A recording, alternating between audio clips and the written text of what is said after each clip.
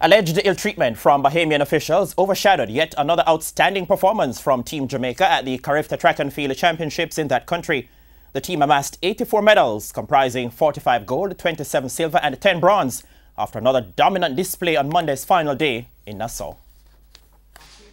Coach Michelle Woolry returned a happy man following Jamaica's expected dominance at the three-day championships, but could not overlook the behavior of the Bahamian officials towards the Jamaican team. It was difficult for us to really overcome the officials and the way how they operate. We don't use them officials operate in that unprofessional manner, but such is life. The alleged unprofessional behavior also affected the allocation of medals, which Christopher Taylor listed as his only disappointment, having won the 200 meters while featuring on the sprint and mile relay winning teams. Pleased with the 4x1 exhibit and also the 4x4. The only disappointment is that I did not get a medal for the 4x4 because they're saying that they ran out of medals, and it's Carifta. Why would they run out of medals?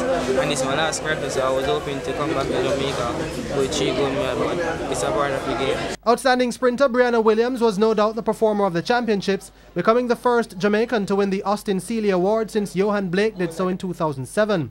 Williams returned with 3 gold medals, having won the under-17 sprint double and being part of Jamaica's record-breaking sprint relay team. But despite her outstanding performances, Williams says she is aiming to be even better at this summer's World Under-20 Championships. I'm gonna be coming back stronger, more confidence, better mentality, and I know I'll do better. And Cheyenne Salmon followed up a superb ISA Boys and Girls Championships with another record-breaking performance in the 400-meter hurdles. I'm very elated knowing that I had the champs record before, and this is my final year at Carifta and I broke the record.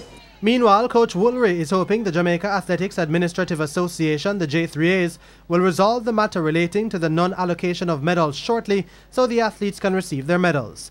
It was the 34th straight time Jamaica were topping the medal table at the championships, having done so in every edition since 1984. Jordan Fort, TVJ Sports. Meanwhile, J3A's president, Dr. Warren Blake, says arrangements have been made to have the other medals sent to Jamaica. That was an error on the part of the organizers, and they are going to get the additional medals done and FedEx to us. Dr. Blake was also asked about the allegations of ill treatment of Jamaicans by the Bahamian officials.